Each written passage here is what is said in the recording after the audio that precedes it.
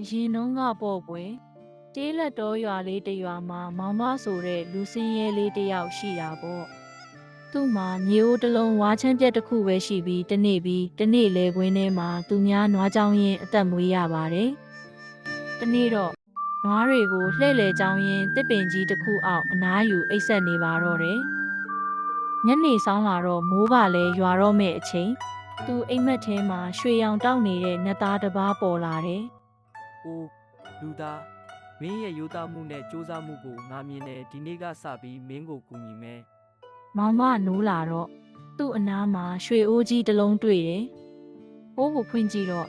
အတွင်းမှာရွှေတင်းကားတွေပရမများတွေကြောက်မြင့်ရတနာတွေနဲ့ပြည့်နေတယ်။မောင်မမှာလဲဝမ်းသာပြီးအိမ်ပြန်တယ်။ဒါပေမဲ့သူ့ရွာကလူချမ်းသာတစ်ယောက်ကဒီအကြောင်းသိသွားတော့မောင်မကိုလိုက်ပြီးနတ်သားရှိတဲ့တစ်ပင်စီခေါ်သွားဖို့အတင်းကျပ်ပြောတယ်။လူချမ်းသာကတစ်ပင်အောက်မှာအတင်းအိတ်ဟန်ဆောင်ပြီးနတ်သားကိုဆူတောင်းတယ်။နတ်သားလဲပေါ်လာပြီးမင်းကလောဘကြီးတဲ့သူ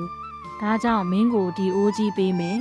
ဒါပေမဲ့မဖွင့်နဲ့အောင်အိမ်ရောက်မှဖွင့်ရမယ်လို့ပြောလိုက်တာပေါ့လူချမ်းသာကအိုးကိုယူပြီးလမ်းမှာမနိုင်မနှင်းနဲ့အိုးကိုဖွင့်လိုက်တဲ့အခါအတွင်းကမိခိုးများနဲ့ငကားတစ်ကောင်ထွက်လာပြီးသူ့ကိုမျိုးချလိုက်တော့တာပေါ့မောင်မကတော့သူ့ရဲ့ရိုးသားမှုနဲ့အတူပျော်ရွှင်စွာနေထိုင်သွားတော့တာပါကွယ်